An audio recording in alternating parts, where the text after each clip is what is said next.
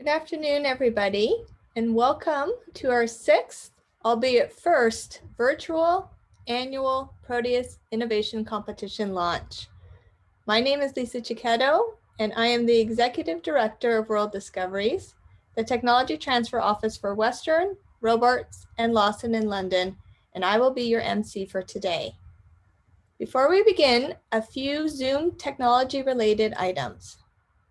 First, we will be recording today's event. Also, at the end of the large group session, you will have the opportunity through breakout rooms to learn more about each technology and to ask questions.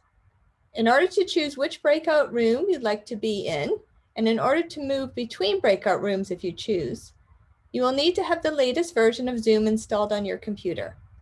Please check this if you haven't already done so. I'd also like to remind everyone to keep their microphones muted, but please feel free to have your video on, and you may wish to select speaker view. Please hold any questions related to a specific technology until you are in the breakout room. And lastly, once you are in the breakout room, please use the little blue hand or the chat to ask any questions. I will now ask Heather Martin from Western Research to do a land acknowledgement. Good afternoon.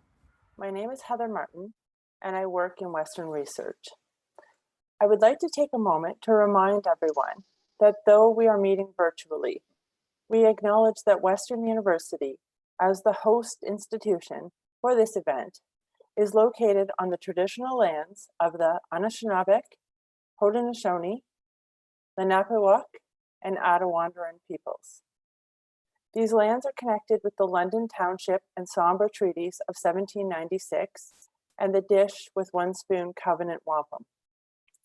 This land continues to be home to diverse Indigenous peoples whom we recognize as contemporary stewards of the land and vital contributors to our society.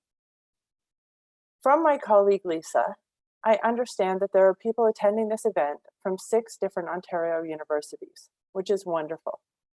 Today, you will be working together to develop commercialization plans, working with a spirit of cooperation and respect. Did you know that an Ojibwe woman, Olivia Poole, was one of the first Indigenous women in Canada to patent an invention? Inspired by the motion of a swinging cradle board, Poole invented the Jolly Jumper, which is something I fondly remember my daughters loving as babies. Our ancestors entered into treaty agreements with a spirit of cooperation and respect with the original caretakers of the land on which we live, which makes all of us treaty people. Let's consider our place here, these lands, and how colonization and the oppression of Indigenous peoples have privileged some over others. This was not the intent of the treaties. As Canadians, we all have duties and responsibilities as treaty peoples. I'd like to ask you to take the time to learn about the treaty under which your university resides. It is important that we learn about and understand the original intent of these signed treaties, which were signed with a goal of peace and friendship. We need to work on reconciliation in this country, which is about establishing and maintaining a mutually respectful relationship between Indigenous and non-Indigenous peoples. It is critical that we work together to rebuild our relationships. Reconciliation must inspire all of us to transform the Canadian society so that future generations can live together in dignity, peace, and prosperity on these shared lands. Thank you.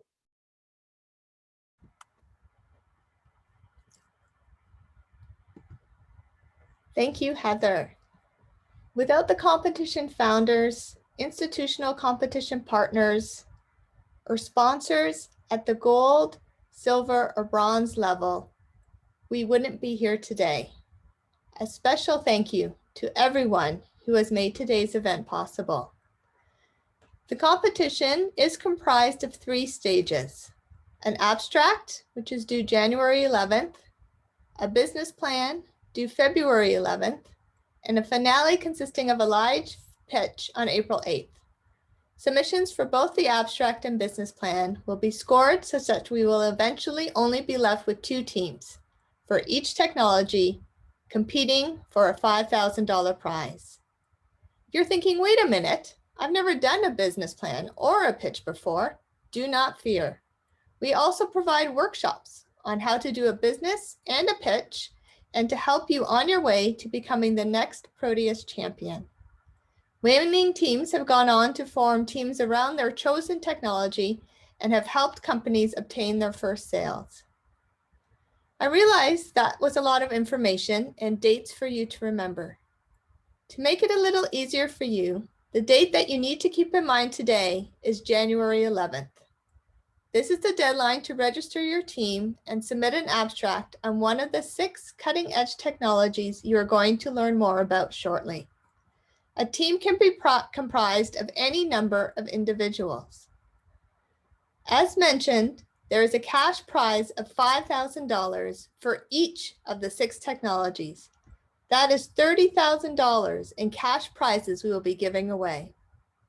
Also, in addition to the cash prize, winning teams do have the opportunity to work with the corresponding institution to be involved in the further commercialization of the technology, including potentially forming a spin-off company.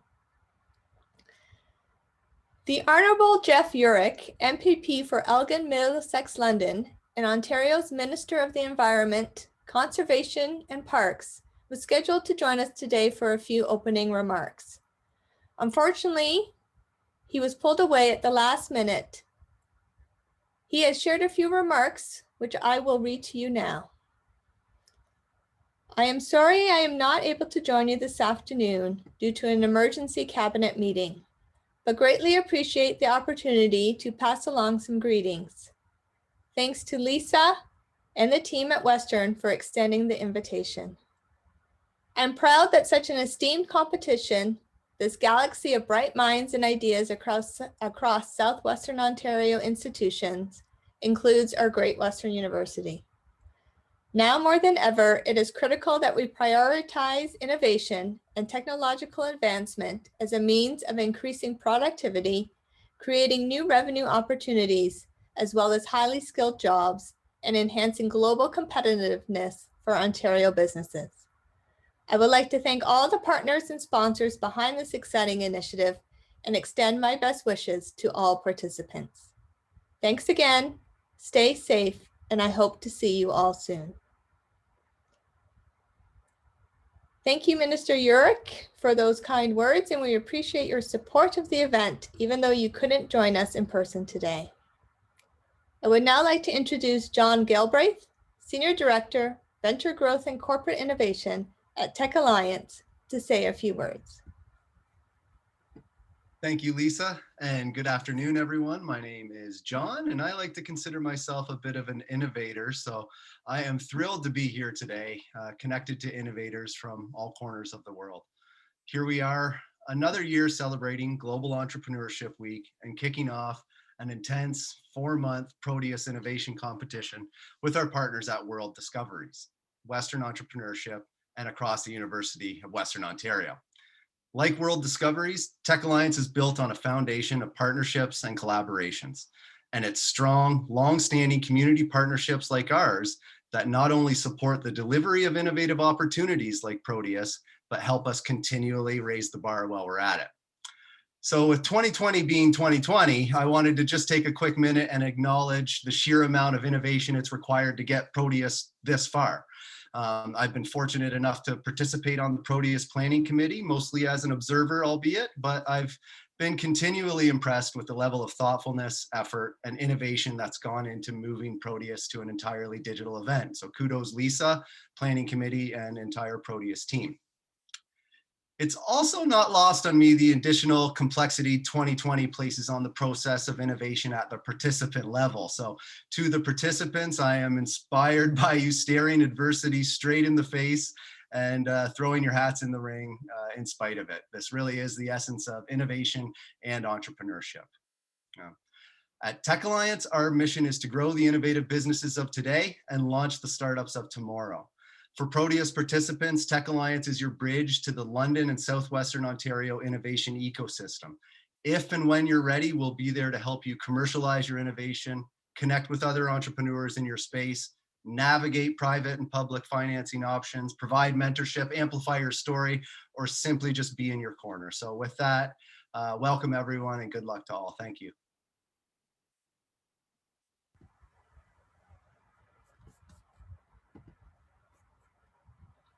Thank you, John, and many thanks to TechAlliance for continuing to be one of our key competition partners.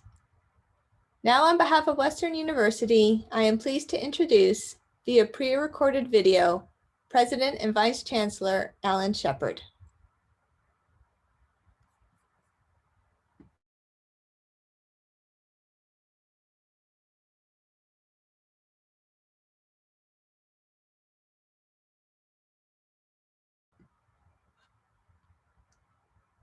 Jordan, I don't have any volume.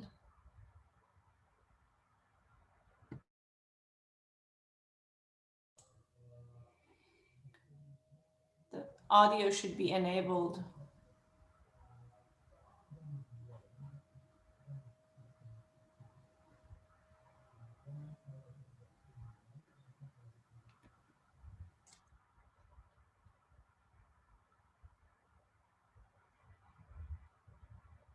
Just give us a few minutes, everybody, as we're sorting out some technical difficulties.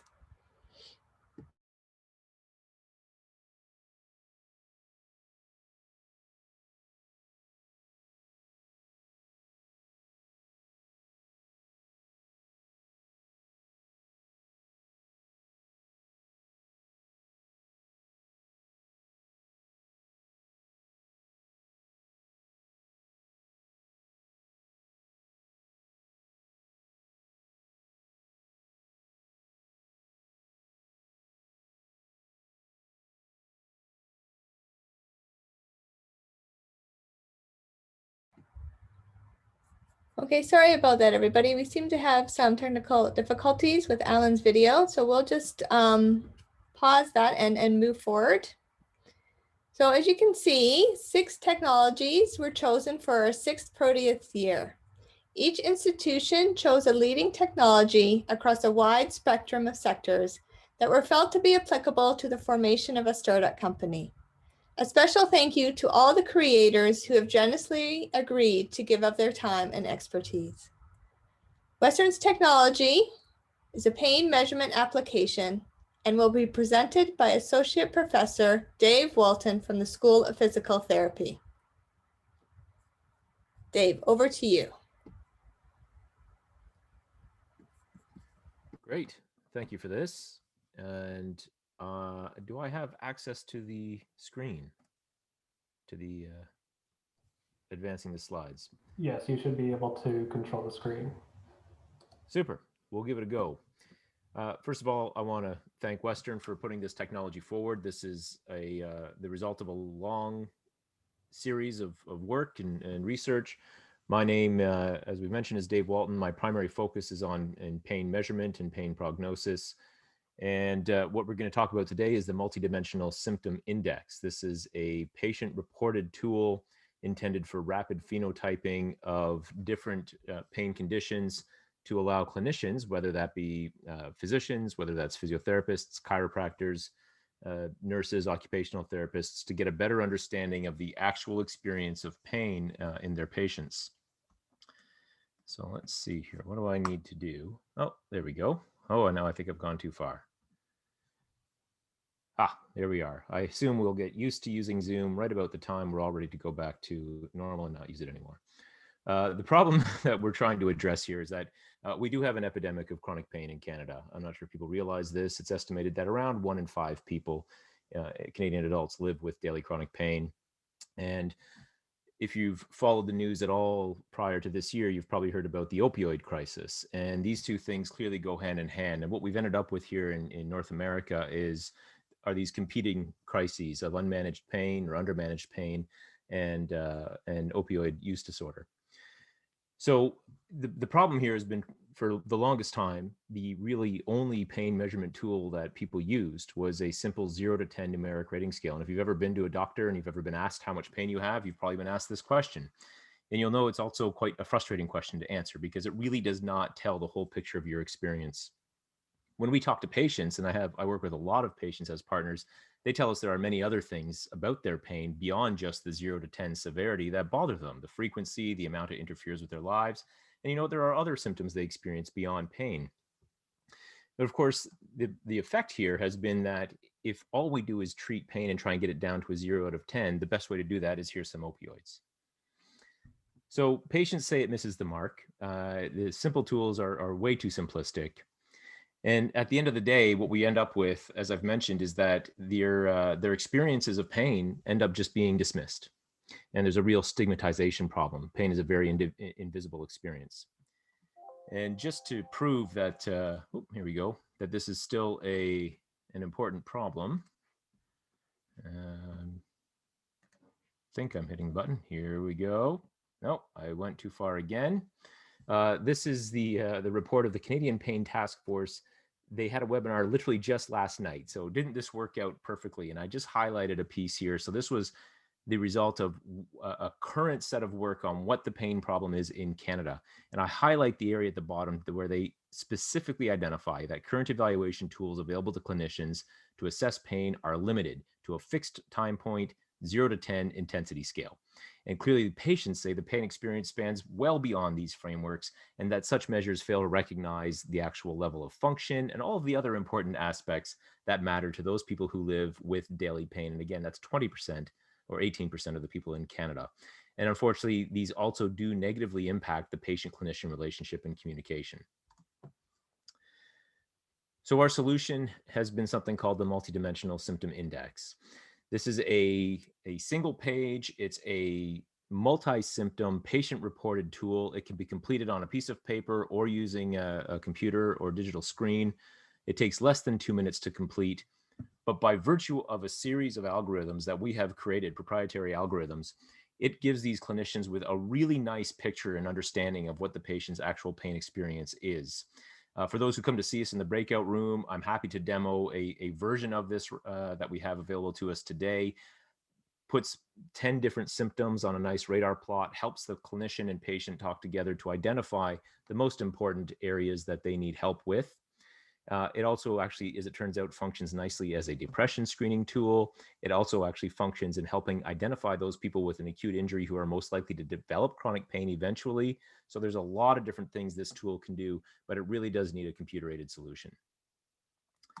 So we have, I'm not going to bore you with the research other than to say we do research on these things. We've got a couple of papers already published describing this tool, and we continue to work on it. So I'll leave you with the final summary slide then of the different ways that we think the MSI could become a useful tool for clinical practice. It definitely needs a commercialization plan and something to make it a bit more user-friendly right now. Hope you come and join us in the breakout room.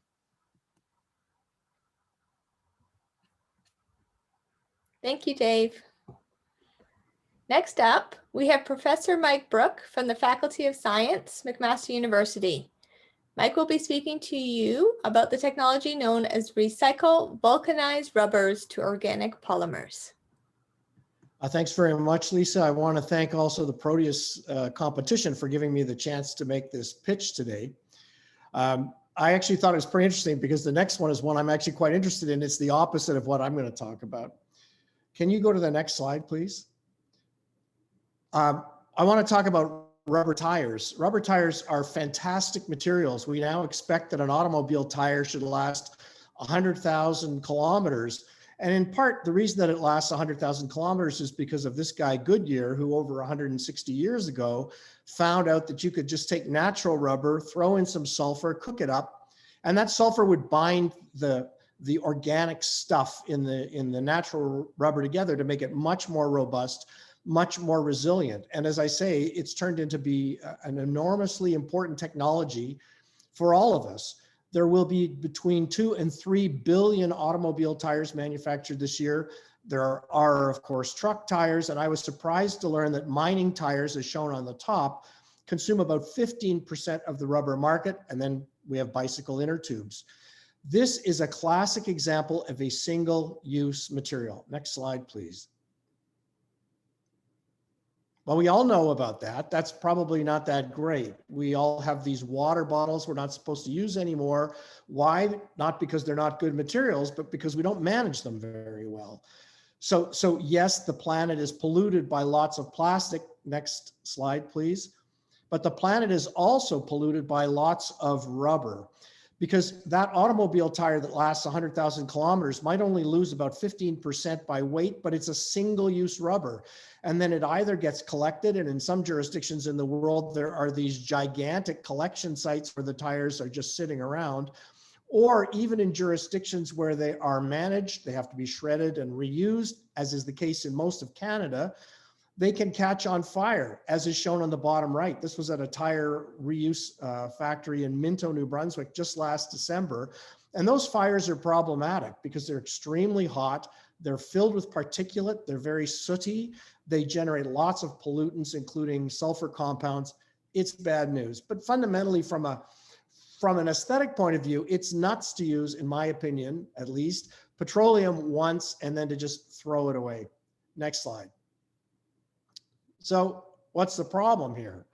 Well, the problem is that sulfur that helped make the organic material so robust is itself pretty robust, and you need a lot of energy to get it to break apart. Once it starts to cook, yes, you get a good fire, but now you're at a place where you can't use it any longer. So typically what people do is use scissors, chemistry. There's essentially molecular scissors to go in and chop up some of those sulfur bonds. That's done by what's called pyrolysis, which just means cooking, but in the absence of air. And you partly depolymerize, you partly decross-link the material and get a kind of very, very heavy dough that can be used in new tires, but only to the level of, I've been told, about 10%.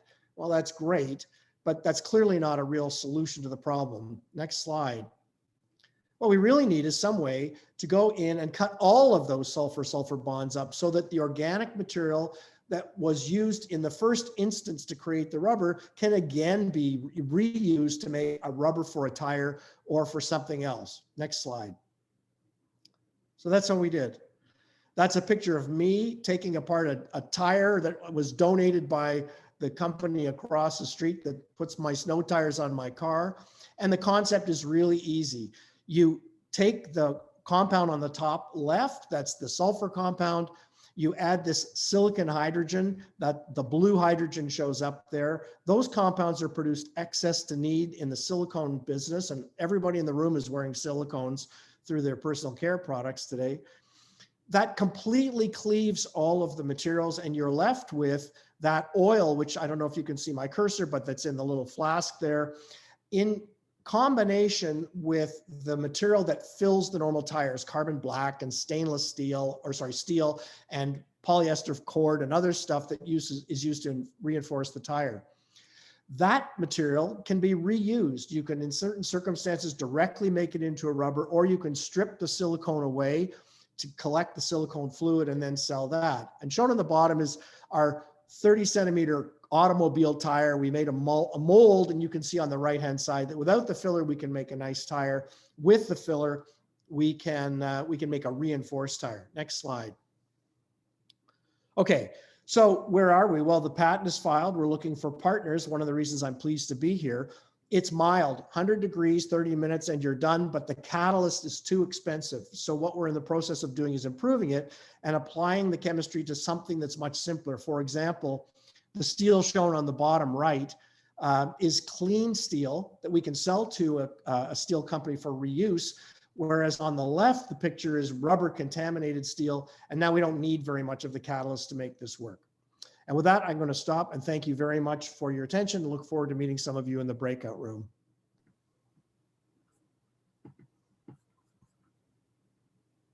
Thanks, Mike. Forming multiple disulfide bonds in a peptide is the name of the next invention and will be described by Assistant Professor John Trant from the Department of Chemistry and Biochemistry, University of Windsor. Over to you, John. Thank you. I took the brief of a slide very literally, and so I have a slide. Oh, it's heavily animated, but it is a slide. I should be controlling the buttons. There we go. So nature is basically made of proteins, peptides. We're actually doing the opposite of what we just saw, where the three-dimensional structure of proteins is provided both by the primary sequence of the amino acids, so what order the amino acids in, and that can cause folding, and it's a very, very complex process, and also through crosslinks, disulfide crosslinks between cysteine residues that are on these proteins. So if you're trying to get nature to make those, that's pretty straightforward. We're doing it all the time in our body. Our body's really, really good at doing that. If you tell me as a chemist I need to make those, that's a harder problem. So our entry into this whole problem came because of these guys. This is a cone snail, and I find them just really fascinating. And so what they do is that they're snails, so they're really, really slow, but they're carnivorous snails, and they eat fish. And what they do is they sting the fish, they paralyze it, and then they eat the fish very slowly because they're snails. So they need to be pretty good at paralyzing the fish. And they do that through these little peptide sequences called conotoxins. And why the conotoxins are really, really interesting is that if you get the dosage right, you can use them as an analgesic. And they're non-opioid, so they don't cause addiction. And so they can be very, very useful in a time when we're trying to look for alternatives to the opioids. The problem is, if I can, there we go. The problem is they have a lot of disulfide bonds. So here's just one of the simple ones. It's only got 2, but a lot of these can have up to 6 or 7 disulfide bonds. And we can't actually make those chemically. If we're trying to make a bunch of chemical disulfide bonds, you really need to be a specialist in the chemistry of disulfides. So a lot of people are interested in making these kinds of molecules. If you're a researcher, if you're a pharmaceutical company, and you're looking to try and investigate new types of drugs and new types of peptide drugs, and this is a massive growing market, not just in these things, but all across the industry for almost all types of indications. We're starting to see these come out for COVID-19, for example. You have to kind of redesign this every single time because you need to use this series of complex and dangerous reagents to selectively unmask pairs of the sulfurs. So you get these 2 sulfurs to react and not these 2 sulfurs to react, because we need to have this real kind of selectivity. I'm not sure you can actually see my cursor. Laser pointer. No, wrong thing. You know, I use this program for lecturing, and of course, it works about as well as it's working right now, which is pretty typical. So if we want to get these 2 sulfurs to react, we need to make sure we protect them with the same thing, so we can remove that using one set of conditions. Then we need to use a set of very different conditions to protect the next one, and in between we need to purify it. It's kind of a mess, and it's challenging, and it's difficult. And at about 3 to 4 pairs, you run out of options. So you can't really access something with 5 disulfide bonds. Of course, the one we really want to make has 5 disulfide bonds in it. So we need to come up with a new way to do this. And that's where this technology comes in. So the overall idea is that you can have some target molecule, looks a little bit like this. It's got these different disulfide bonds in it. And we wanted to find a way to selectively form them in order. And what we thought is, well, how easily can we do this? How can we avoid all these purification steps? How can we avoid all of these massive complex, need to be a master of synthetic chemistry to make a protein, and most biochemists and people doing this aren't. And we thought, well, one thing we can do is, can we find a stimulus that you can sort of level up? And each time you level it up, you can unmask a pair, and then you can close that bond. And then you can level up to the next one and you can close that bond. And so our real hope was that we could selectively make one of these and not the other 2, which are formed by just combining other disulfide bonds. And we have a lot of experience in working with these different types of stimuli. And the one that we've really been developing is temperature. And so the idea is every 15 degrees Celsius or so, you can unmask a pair of these things. And we can tune that. We have them at all temperatures going from about 40 degrees to about 160 degrees. And we have about 30 of these things in there between those temperatures. And so we can find a pair that works for almost any kind of combination. And the idea is that using currently available techniques, so the machines we use to make peptides, a lot of them have microwaves attached. We can control the temperature using that way. We can slowly, at one temperature, we can remove, and if I just need to keep my button on here, we can remove one pair of the protecting groups. We unmask it. We can form a disulfide bond. We ramp up to the next temperature. We remove the next pair, and we ramp up to the final temperature, and we can remove the final pair. And what's wonderful about this is that it doesn't require any complex chemical agent. All you're using is temperature. So you don't need to change your reaction conditions, because normally when you're doing this, you need different conditions to remove those groups and to make the disulfide bond. Here, you can make sure you're always under the conditions that makes the disulfide bond, and you don't need to worry about having to swap out reagents and swap out reactions and purify things in between. And so it really, really cuts costs, really cuts the time required, and it makes this accessible to almost anybody, because we can start selling these as a kit instead of you needing to hire a really expensive peptide scientist who has 10 years of experience in making disulfide bonds if you want to make a new one of these. So that's really what we're proposing. So where we are right now is we have a patent on this technology, and we're looking to kind of refine it and provide more and more examples of this, and then move towards commercialization either of the preparation of these hard to make compounds or of kits of these materials, so that anyone can go about doing that. And sort of two different routes of commercialization here. Great, thank you, John. Waterloo has submitted a multimedia content enabling system for the competition, and the technology will be presented by Khosrow Modaresi, who's a technology transfer manager at the university. Over to you, Khosrow. Hello, everyone. Thank you, Lisa, for the introduction. I'm going to present multimedia content enabling system that has been developed by Professor Pinhan Ho. Next slide, please. Yep. Many of us have had this experience in the past. We entered a live event like a concert. We wanted to take a picture from the stage. However, the quality of the picture that we took from the stage was very different from what we expected. So certainly it was not a pleasant experience for us. Next slide. So multimedia content enabling system is a location-based mobile platform that allows people to use their cell phones in order to receive content relevant to a sensory stimulus. In the example of concert, the sensory stimulus is visual. So you see the stage, you would like to get content, meaning that picture from the stage, and this is something that this technology can provide you with. So you can reach out to your cell phone that is already running the mobile app of this system on. At any moment that you want to take the picture from the stage, you can actuate the cell phone, and then the system will send that picture directly to your cell phone on the spot or to your online account for your later review and use.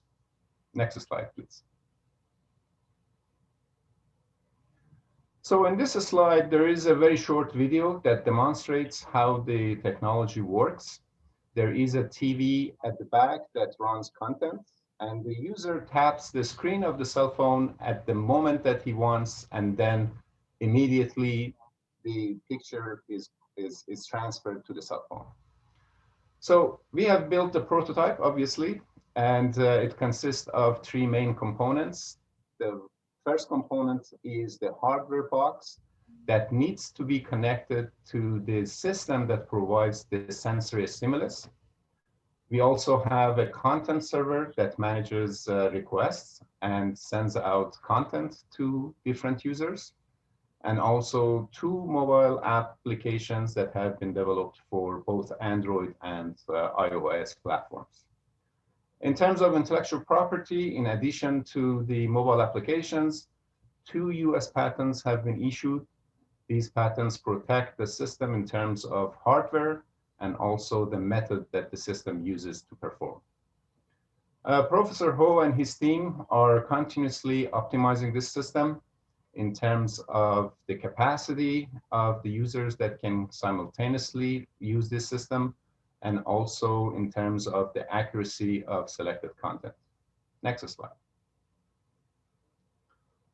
So this technology can provide benefit in all live events. We already touched on concerts.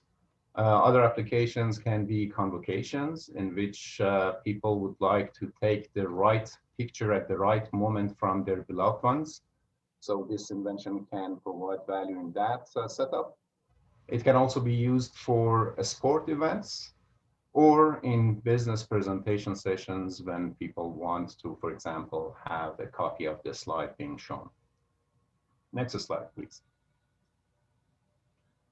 As I indicated, this system provides content relevant to a sensory stimulus.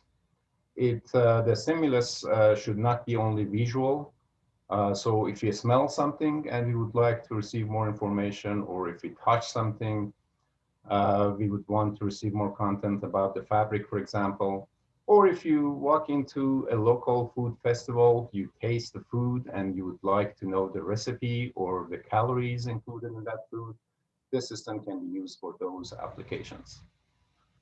So with this, next slide, please. Please join us at the breakout room in order to receive more explanation about the technology if you like, and Professor Ho and myself will be more than happy to talk with you and answer your potential questions. Thank you very much and enjoy the rest of the event. Thanks, Khosrow. I'm just wondering if the technology can maybe lie to me about how many calories are in certain foods. Certainly. So up next, we have Associate Professor Jamie Burr from Human Health and Nutritional Sciences, University of Guelph, and he will be presenting his technology known as Muscle Training and Recovery Device. Over to you, Jamie. Okay, thank you very much. First, I want to start by thanking the Proteus Committee for inviting me as well. It's an honor, and I'm pleased to be here. And Jordan, I'm just going to ask if maybe you could give me control there.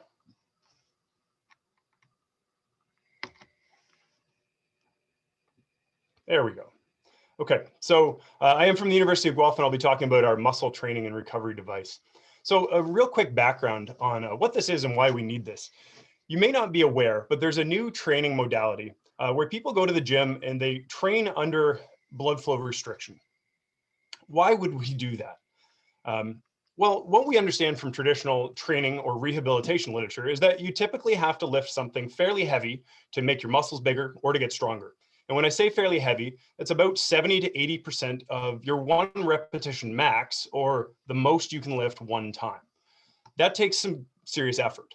We now understand that if we use this BFR, or blood flow restricted training, so you can see some examples here where we have a tourniquet on the arm, or the woman at the bottom is wearing tourniquets on each leg.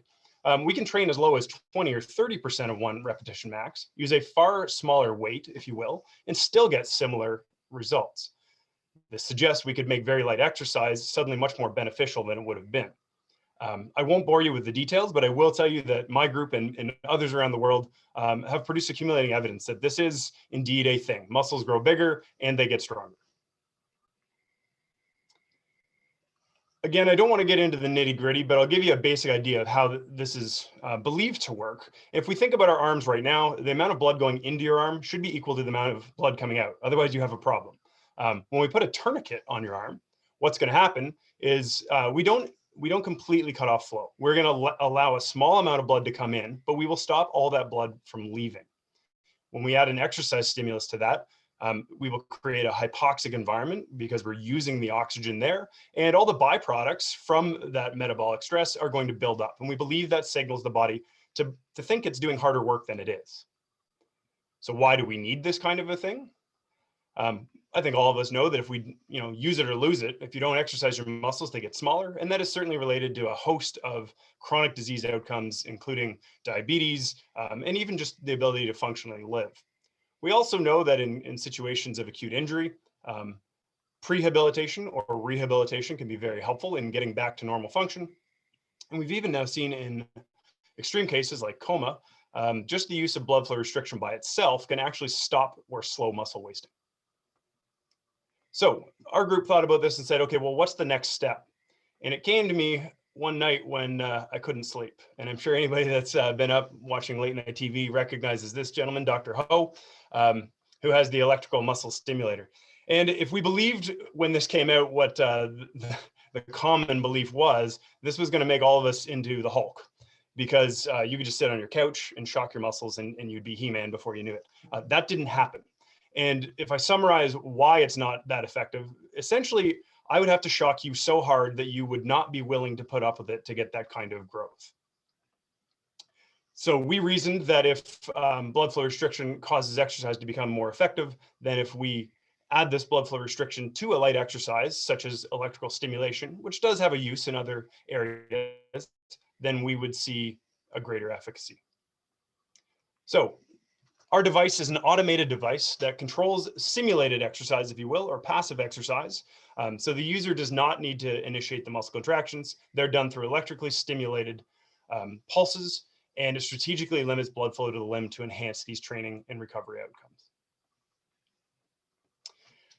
The technology looks essentially like this. There are four main components that we need to consider. There's the tourniquet control system, which I'm showing you here. Here we have two legs hooked up, and it uses biofeedback to control the pressure and the timing of restriction. There are the cuffs that actually do the restriction. We have a high voltage stimulator, and then we have the electrodes. You can see here the green sticking through. These are homemade versions, to be honest, and they actually cause the contraction. And finally, I'll point out, we do have a prototype. So here's what it looks like in one package where all of that is working together. So we can choose specifically what muscles we'll be using and what kind of intensity of contractions we'll stimulate and how hard we will restrict the blood flow. So if you have further questions, I'd be happy to talk about it in the breakout. Thanks, Jamie. And I guess my main question is, when are we going to see you on late night television? Hopefully never. Okay, phytotoxicological field-based device is our final technology for this evening, and it will be presented by Associate Professor Kevin Stevens from Biology at Wilfrid Laurier. Over to you, Kevin. Well, thank you very much. There's been some really amazing talks. I'm really excited about some of these things, more so than my own work in some ways. What I want to talk to you about is this method that we've been developing to monitor conditions in aquatic and wetland ecosystems. We go to the next slide, please. And the following one. Thank you. So unquestionably, we're having an impact on our environment. And the question is, how do we monitor this and how do we measure it? In wetlands, there are a couple of approaches that can be taken. The first is a water test, and this is what most people are familiar with. The problem with taking a water sample into a lab and analyzing it is that you really only see the conditions that exist at that one point in time when you take the sample. If something happens in between samplings, you don't capture that. So you may underestimate risks or effects that may be occurring. Another problem with this approach is that the target values that we work with are based on responses of relatively few number of species compared to how diverse ecosystems actually are. And the presence of a compound does not necessarily imply that there's any type of biological activity related to it. So basing a decision simply on whether something is there may overestimate risks. And lastly, these approaches don't account for the effects that many different contaminants would have together, or complex mixture effects. Next slide, please. Another approach is to bring back water samples from the field and expose organisms to that water in a controlled environment. In my situation, we work with plants, so that would be in a greenhouse or a growth room. But this also really represents one point in time, or multiple points if you go out and sample often. But the problems with this is that it can be quite costly and labor intensive to go out and acquire water on a regular basis and take it back to the lab in quantities that would allow you to do this type of exposure. But the advantage is that it does give you a direct assessment of growth. You can see the effects on the vegetation directly. Next slide, please. The third approach is to look at vegetation that's actually growing upstream and downstream of a site where you think that contamination may have the potential to occur. But the problem with sampling upstream and downstream sites is that you may not have the same community composition. You may have different species upstream and downstream. So it's not possible to make direct comparisons when you have different individuals. Next slide, please.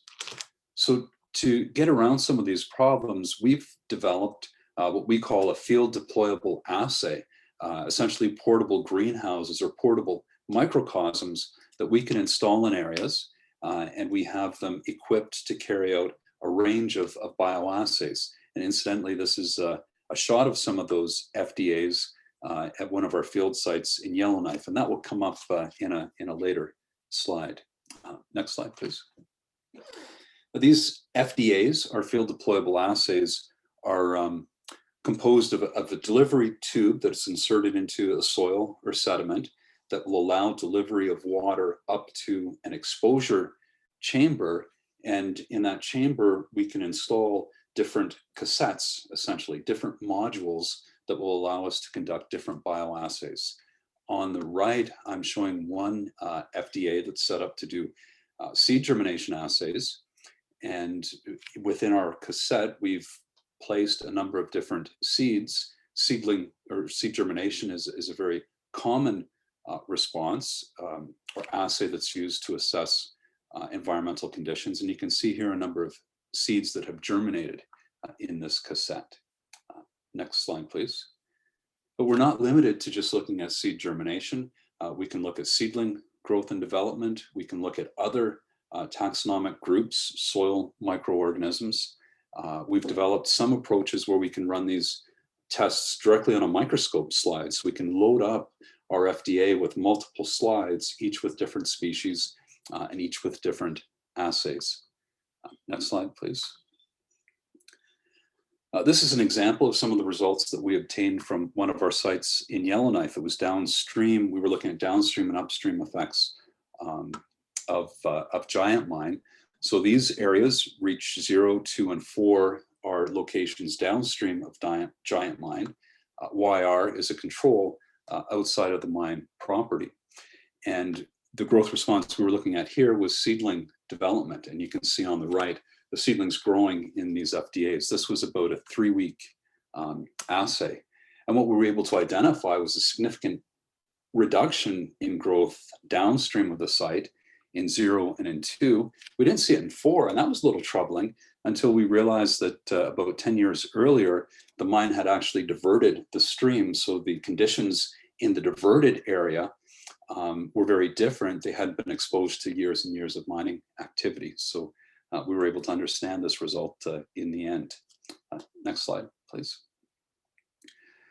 So we've utilized these locally. We have a patent in the US, a Canadian patent that has been applied for. The advantages to this system is that it allows us to look at cumulative real effects. We can assess growth. We can utilize multiple taxa, multiple species, looking at multiple responses of those species. And what we envision is having a suite of species that we can deploy to a different area, species that have different sensitivities to different contaminants. And within this array, we can look at the responses and determine a wide range of conditions that may be present. Because it is a cassette-based system, it's modular. The base of the FDAs are installed and we simply replace cassettes over time. And the assessment are measures that are easily determined, and we can envision this being useful in remote communities. So we've had an opportunity to try this in a few spots. We have patents in place, and we'd like to look at how we can expand this and really do something more with it. So I'm looking forward to finding out what some ideas are related to that. Thank you. Thank you, Kevin. We certainly have an outstanding list of technologies to choose from this year. I'm sure it is going to be a difficult choice for all of our participants. In a moment, we'll be moving to the breakout rooms for our Q&A period, but before we do, I believe we have MP Peter Fragascatos from London North Centre to provide a few closing remarks. Oh, thank you very much, Lisa. It's great to join you, and I apologize. I was in a meeting, so I wasn't here from the beginning and can only stay until about 5:15 or so, but I did not want to miss this. Special thanks to Peter White from Western for extending an invitation to attend, and especially to all the organizers, all the supporters of the competition for making it happen. What can I say? So interesting, and learning about the various projects that are being spearheaded here. It's a testament to learning on the one hand and creativity on the other, but the practical application of both, which of course leads us to innovation. And of course, there's many ways to define that novel concept, which everybody is talking about these days, but all of you are seized with. And I just want to thank you for that very sincerely. Ultimately, innovation, however one defines it, at the end of the day, for me, comes down to helping people and helping communities. And just listening to the three previous presentations, it's pretty clear to me that people are the ultimate focus. I also want to make a note here about the fact that you're filling gaps that clearly exist within the society, within the economy, and certain benefits will come from that, of course. But the fact that a competition is taking place where these ideas can be brought to the fore leads to something else, and that is collaboration, which maybe is not as obvious in every competition that you might find. Does collaboration come from that? Not always, but the fact that you have brilliant minds here coming together and exchanging ideas says a great deal to me. It says that people are engaged, people are reaching out. Certainly there's that friendly competition between universities, but hopefully what comes out of this, what the end result is that you have these ideas, and those that have put them forward continuing to remain in touch and engaged. Nothing worse than the silo effect in the modern economy that always holds things back. And it's just phenomenal to see people trying to break that down and looking at things in ways forward that are going to help societies create jobs, focusing on the economy, and finding ways, as I said, to fill gaps that clearly exist. So thank you very much for the invitation. And Jamie, thank you very much for that reminder of childhood there with Dr. Ho. I did not expect that in the presentation, but I knew there was something in those commercials that just didn't make sense. Thank you for debunking Dr. Ho, which was a lot of fun and pretty hilarious to hear. But more than that, great idea, and great idea to all the presenters today. Thank you, Peter. We really appreciate you taking the time out of your busy schedule to come out and speak with us today and show your support for the competition. Lesley Rigg, Vice President Research, Western University, will now say a few words. Over to you, Lesley. Thanks, Lisa. So yes, like Peter, I wasn't able to be here for the whole thing, but I have attended or been here for the last two talks, so it's pretty exciting. And I agree, Peter, with the potential for economic impact. And I think that's a lot of my message as well. You know, I always say that curiosity and discovery and creativity are what are essential for progress. They're exactly what helps us impact the world. And, you know, they provide a foundation for innovation. And that's what we're talking about here. And they're at the core of our ability to create that impact. I applaud you for taking the time and the opportunity to learn more about the competition. The groundbreaking technologies being highlighted in this year's event are amazing. And I invite you to be engaged and to continue to engage in the Ontario entrepreneurial ecosystem. This is an opportunity to do that, and I encourage you to keep doing it. The Proteus Innovation Competition has always engaged partners across campus and around the city, but I'm really thrilled this year to be able to say that we've gone from 3 to 6 universities. So it's no longer just a local impact, it really is a regional impact. Which is super important in today's hyper-connected world, in this Zoom world that we're in. Opportunities to build relationships and leverage resources across our province like this often facilitate and enable the impact that we're looking for. by bringing together our research outcomes, and obviously as a vice president for research, that notion of creativity is embedded in research. Every research project comes from a creative idea. And so those outcomes and the entrepreneurial spirit that you are all showing, it's the opportunity to create positive change, to take the seeds of research, those nuggets of creativity, and bring it all together is a pretty amazing opportunity. And it's something that we love to see. I'd particularly like to thank Rural Discoveries, the entire team, for stewarding this program. All of the competition partners, our sponsors, and our innovators whose technologies are being showcased as part of this competition. Good luck to everyone. Good luck to all of those participating in the competition. I really can't wait to hear the pitches in a few months. Thanks.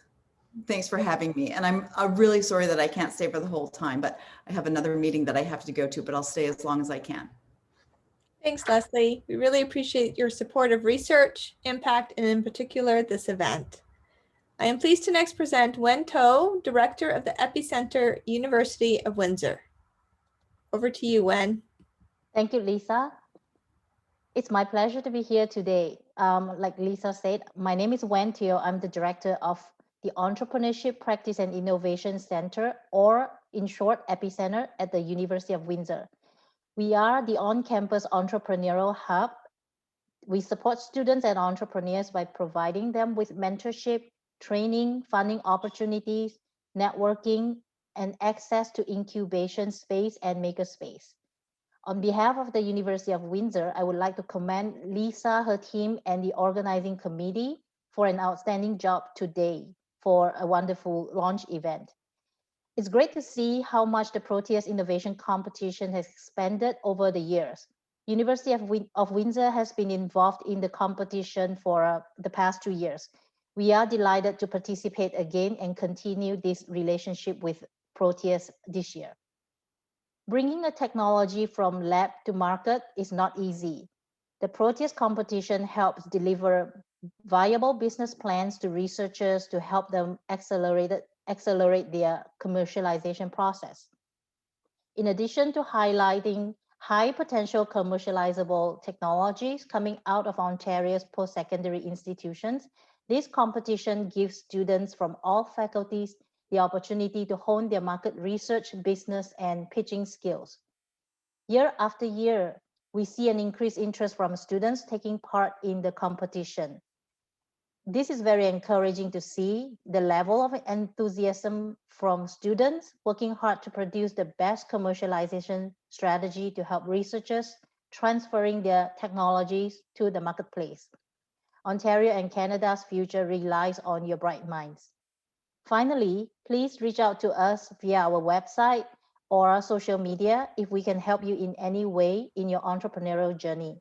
Good luck to you all contestants. I look forward to your final pitch in a few months. Thank you. Thank you, Wen. And again, a big thank you to all of our partners, sponsors, and innovators. Don't forget, your last day to register and submit your abstract is January 11th, followed by the business plan workshop on January 16th. You can visit proteusic.com to view summaries of the technologies, as well as find the team registration form. The video of today's event will also be posted on the website. This now formally ends our large group portion of the event, and you should see the breakout room options appearing on your screen momentarily. Please proceed to the breakout room of your choice. If you have any technical issues, you may send a chat to myself or connect with one of the technical advisors in each of the breakout rooms. These individuals will introduce themselves at the start of the session. Thank you again for joining us, and best of luck to everyone. Bye for now.